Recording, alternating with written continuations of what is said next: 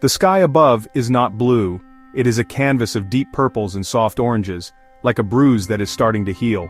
In the center of it all, a great hourglass hangs, suspended by nothing at all. It is made of glass so clear it seems to be a piece of the air itself, but its frame is ancient, carved from wood that no longer grows on any earth. Inside there is no sand. Instead, a thick, glowing substance, like liquid honey, drips slowly from the top chamber to the bottom.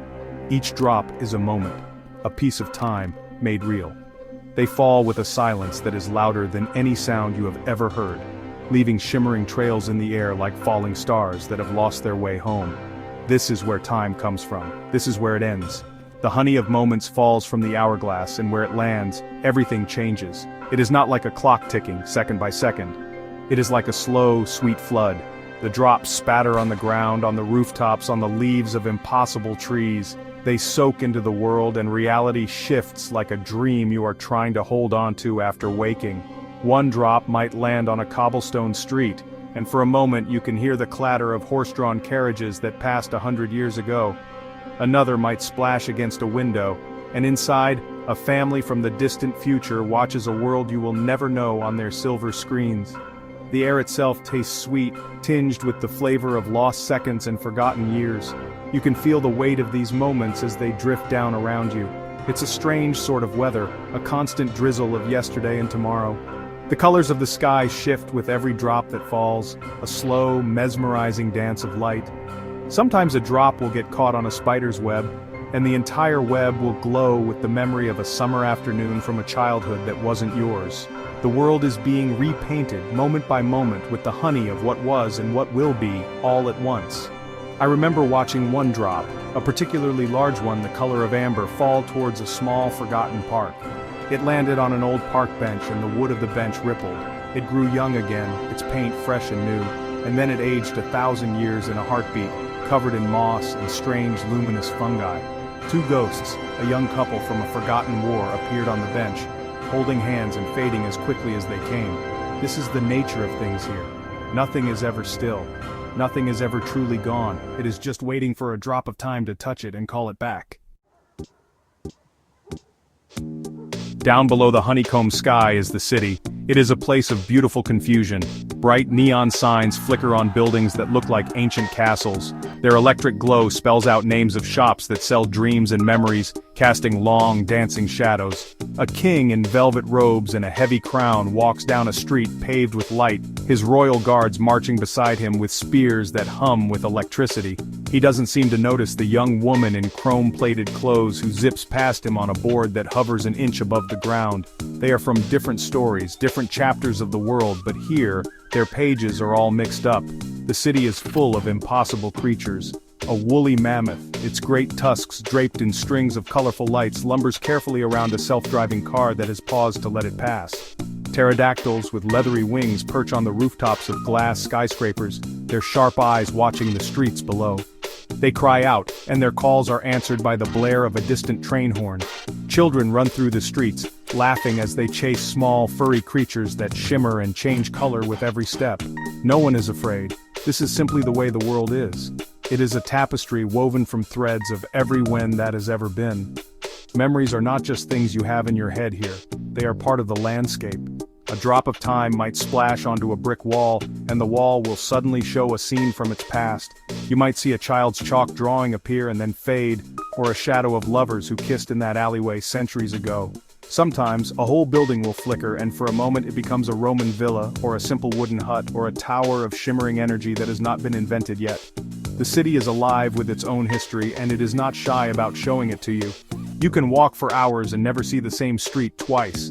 The buildings themselves seem to breathe, shifting their shapes and styles as the honey of time seeps into their foundations. A quiet library with dusty books might suddenly have a door that opens into a bustling marketplace from an ancient desert city. You can buy spices that no longer exist and listen to stories in languages that have long been forgotten. The city is a living storybook, and every corner you turn is a new page, filled with wonders and whispers from every age imaginable. It is a place where you are never truly lost, because every path leads to somewhere you were not expecting. In this world, feelings are not kept inside. They leak out, they become real things, solid and tangible that you can see and touch. A sudden burst of joy might escape from a laughing child and become a cloud of tiny, sparkling butterflies that flutter away into the air. They glitter for a moment before dissolving, leaving behind a faint scent of springtime. Happiness is a warm, golden light that pools in the streets like sunshine after a rainstorm. You can step in it, and the warmth will travel up through your feet, making you smile for no reason at all. It is a world where emotions have a life of their own. Sadness is different. It is heavy. It falls like a slow, cool rain, and where it gathers, small blue flowers grow on the pavement. These flowers are soft to the touch, and they wilt if you hold them for too long. A deep grief can become a stone, smooth and cold, that rests in the palm of your hand. People leave these stones in quiet places, building little towers of sorrow by the sides of the roads. Fear is a sharp, cold mist that clings to the shadows in alleyways. It whispers your name as you walk past, and if you are not careful, it can follow you home, a small, dark cloud trailing behind you. Love is perhaps the most beautiful and strange of all. When two people are in love, thin, glowing threads of red and gold light spin between them, connecting their hearts. You can see these threads crisscrossing the city, weaving a delicate, shimmering net that connects strangers and friends alike. Sometimes a shared memory of love will crystallize and fall to the ground like a small, intricate jewel. People collect these jewels not because they are valuable, but because holding one allows you to feel a faint echo of the love that created it. It is a way of sharing a piece of your heart with the world. Even small feelings make their mark. A moment of annoyance might become a tiny buzzing insect that circles your head before flying away. A flicker of hope can become a single, bright feather that drifts down from the sky, a promise of something better. The world is a reflection of everyone's inner life. It is impossible to hide how you feel here. Your heart is worn on your sleeve, not as a saying, but as a literal truth. The air is thick with the emotions of everyone who has ever lived, a silent symphony of joy, sorrow, love, and fear. And so, you stand at the edge of it all. Perhaps you are on a high cliff, looking down at the strange, beautiful chaos of the city, or maybe you are on a quiet shore, where the ocean is made of liquid memories that wash up on the sand. From here, you can see the great hourglass in the sky more clearly. You notice something you hadn't seen before. The honey in the top chamber is almost gone. There are only a few drops left. The final grains of time are falling, and soon, the steady drip will stop. The world as you know it, this wild and wonderful mix of everything, is melting away. What happens when the last drop falls? Will the world freeze in its final strange shape? Or will it all dissolve into nothing, like a dream forgotten upon waking?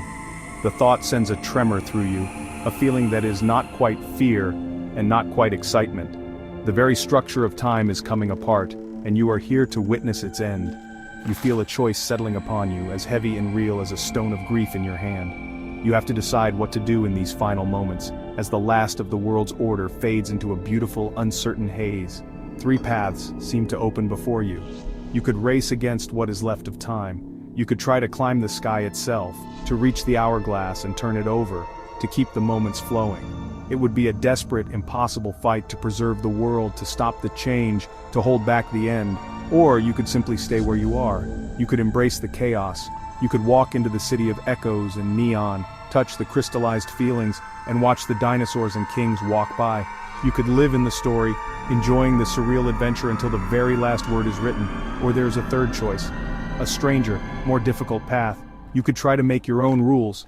If time is melting, perhaps it can be reshaped. You could gather the fallen drops of honey, the moments that lie pooled on the ground. You could try to build something new from the wreckage of the old order, to create your own kind of time, your own kind of world. It would not be a fight to stop the end, nor a simple acceptance of it. It would be an act of creation in the face of oblivion. The sky darkens as another drop falls. The choice is yours. What will you do?